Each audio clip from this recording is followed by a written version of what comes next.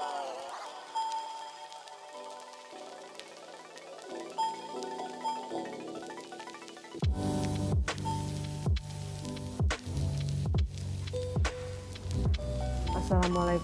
warahmatullahi wabarakatuh, Uni dan teman-teman. Perkenalkan, nama saya Nursifa Akbari, nomor BP 1910922005. Saya berasal dari Payakumbuh. Asal sekolah SMAN 2 Payakumbuh, dan saat ini saya berada di Payakumbuh. Perkenalkan, budak Uni, nama saya Nurul Adibi, BP 1910922014, dari kelompok 21 Praktikum Mekanika Fluida SI 251. Assalamualaikum warahmatullahi wabarakatuh. Perkenalkan, nama saya Akram Fairuz, nomor BP 1910922023. Saya berasal dari Batu Sangkar, SMA Negeri 3 Batu Sangkar. Setelah saya merupakan anggota dari kelompok 21 yaitu. Assalamualaikum warahmatullahi wabarakatuh. Perkenalkan ini, nama saya Ihsan Maulana, BP 1910922066, dan saya berasal dari kelompok Mekdu 21. Baik, terima kasih.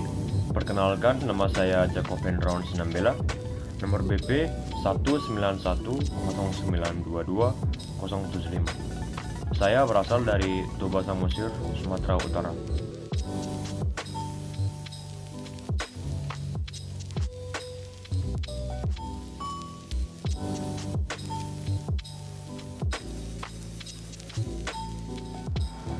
Saya akan mereview video praktikum tentang bab 1. Bab 1 ini tentang fenomena klasifikasi aliran. Alat dan bahan. Yang pertama, Osborne-Reynolds apparatus. Yang kedua, ember untuk menampung air. Yang ketiga, tinta. Yang keempat, gelas ukur. Dan yang terakhir, stopwatch.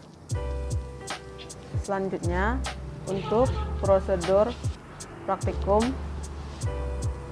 yang pertama, masukkan tinta ke dalam tabung tinta. Setelah tinta diisi, isi alat Osborne-Reynolds apparatus dengan air sampai batas yang ditentukan. Selanjutnya, putar tuas pada tabung tinta dan pastikan tinta mengalir pada selang tinta. Setelah itu, putar keran outlet secara perlahan. Kemudian, perhatikan arah gerakan aliran yang keluar pada pipa di bagian Osborne-Reynolds apparatus. Jika aliran yang terlihat bergerak sejajar, maka alirannya disebut aliran laminer. Jika aliran yang terlihat bergerak secara berbaur atau bergaul, aliran ini disebut aliran turbulen.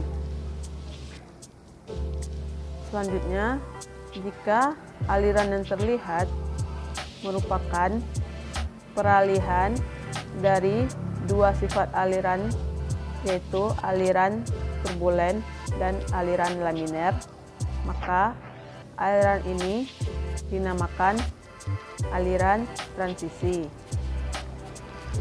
Kemudian, setelah kita mengetahui jenis alirannya, kita akan menghitung debit. Kita menghitung debit dengan menampung air. Pada praktikum kali ini kita memakai 200 ml air dan mengukurnya menggunakan gelas ukur. Pada saat pengisian air, kita menghitung waktunya menggunakan stopwatch. Catat waktu yang ada pada stopwatch pada saat air memenuhi 200 ml. Setelah itu, lakukan setiap langkah-langkah tersebut pada debit yang berbeda-beda.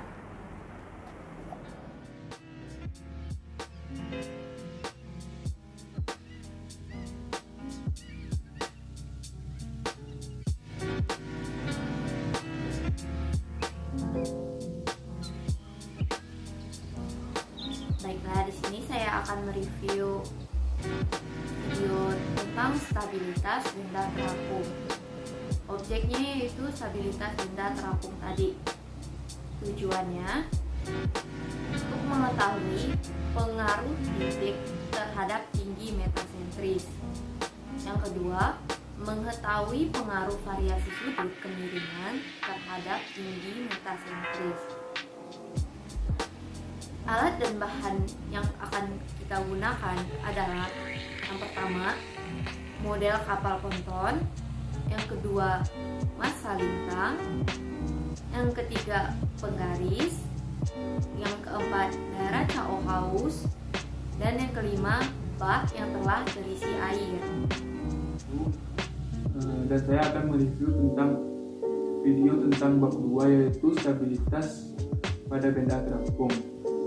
Saya akan melanjutkan penjelasan yang sebelumnya telah dijelaskan oleh Suci.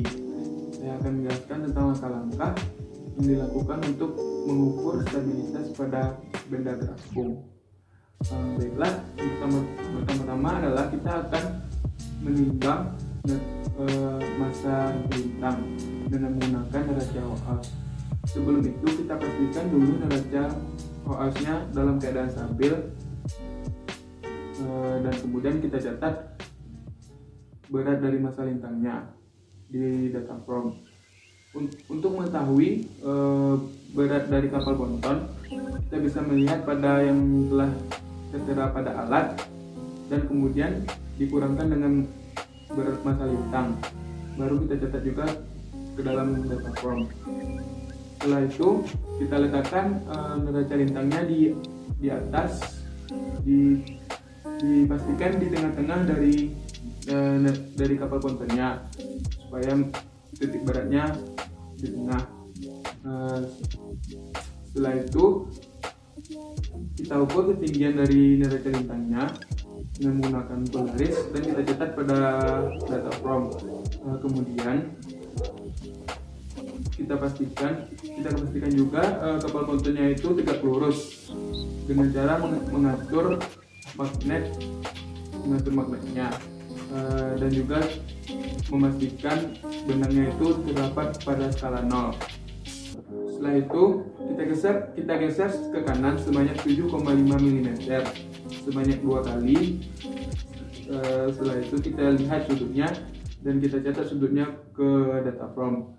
Setelah itu kita juga menggeser ke kiri sebanyak 7,5 mm, dan kita juga mencatat sudutnya ke datafrom.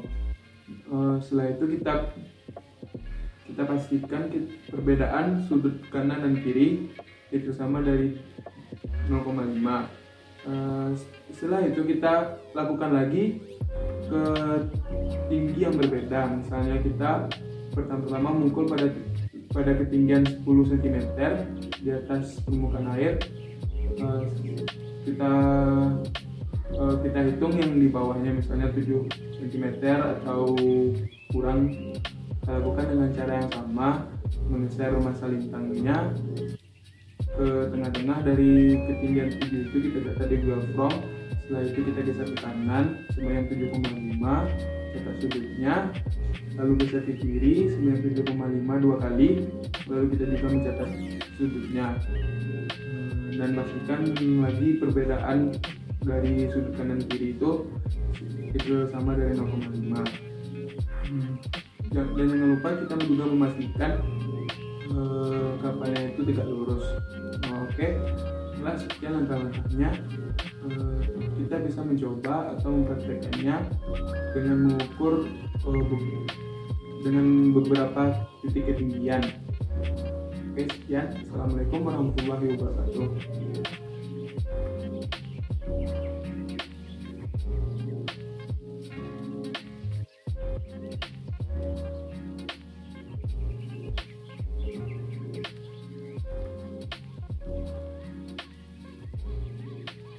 Baiklah, saya akan mencoba mereview video dari YouTube mengenai bab 3, yaitu pesat laju dan aliran dan beda tekan. Adapun peralatan yang digunakan ialah yang pertama yaitu supply in, selanjutnya kita menggunakan supply out, lalu menggunakan control valve atau gate tip. Yang keempat kita menggunakan alat ponorimeter, selanjutnya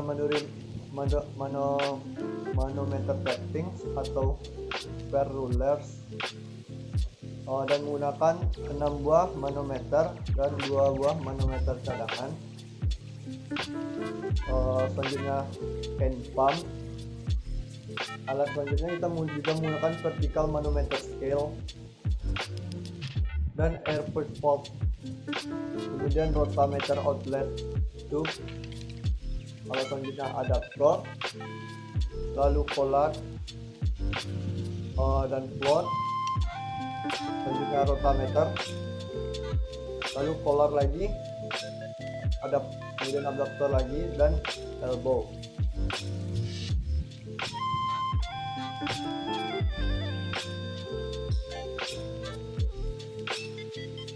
Adapun prosedur yang dilakukan ialah yang pertama kita menghidupkan dahulu pompa gravimetric bank. Kemudian setelah itu kita mengatur debit yang masuk ke dalam flow measurement apparatus.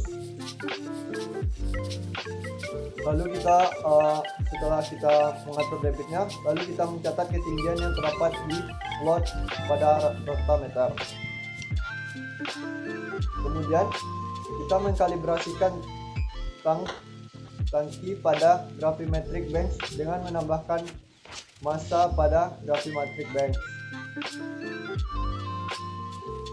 Kemudian kita mencatat ketinggian pada manometer.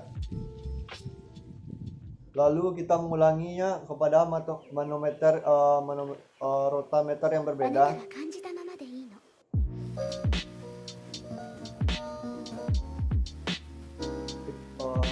Baiklah, mungkin itu saja yang dapat saya review dari video YouTube pesat laju aliran dan beda tekan. Bila ada kesalahan mohon maaf. Assalamualaikum warahmatullahi wabarakatuh.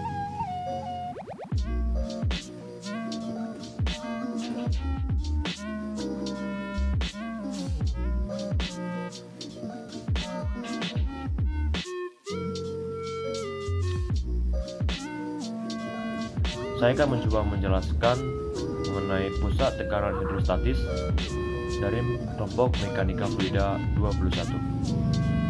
Sebelum kita memulai praktikum, kita akan menyiapkan alat dan bahan.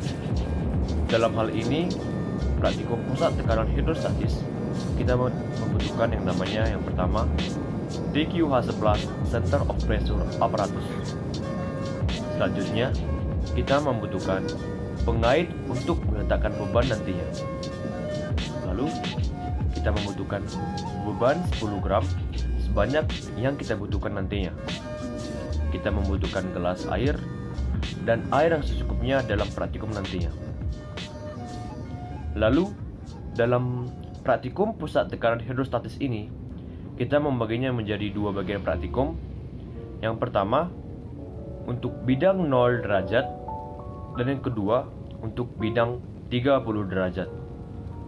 Yang pertama, prosedur praktikum untuk bidang 0 derajat. kita harus menyentring alat dengan cara memutar kaki alat sampai alat itu stabil, atau dengan cara melihat gelombang air di nivo kotak telah berada di tengah-tengah.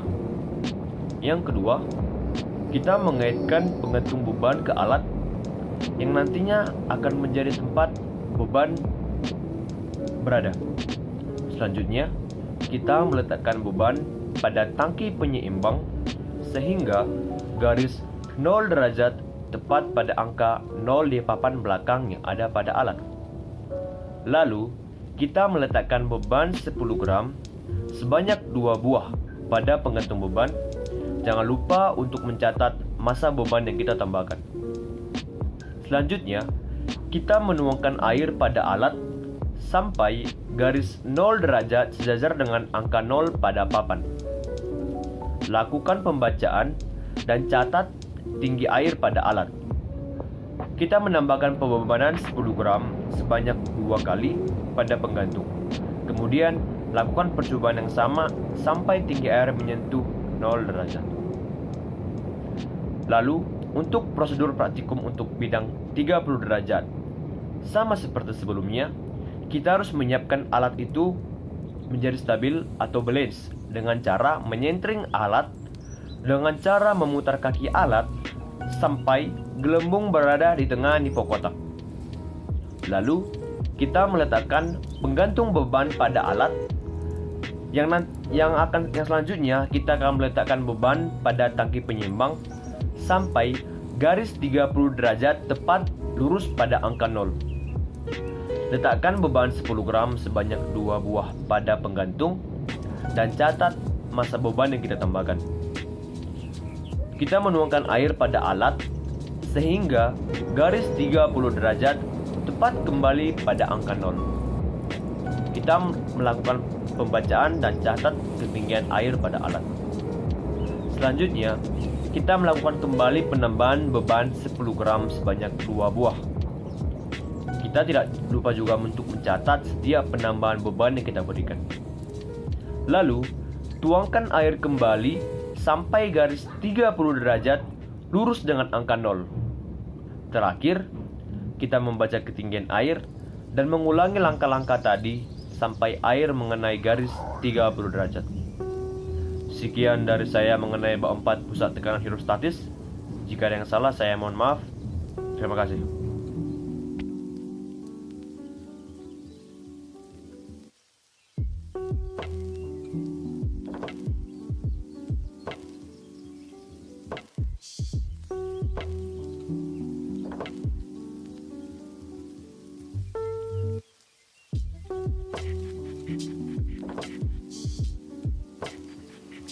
Baiklah, kesimpulan yang dapat diambil, yang pertama, tinggi titik massa lintang berpengaruh terhadap tinggi metasentris. Dan yang kedua, variasi sudut kemiringan pada massa lintang juga berpengaruh terhadap tinggi metasentris. Jadi yang mempengaruhi tinggi metasentris tadi adalah tinggi titik massa lintang dan variasi sudut. Sekian dari saya. Terima kasih Doni.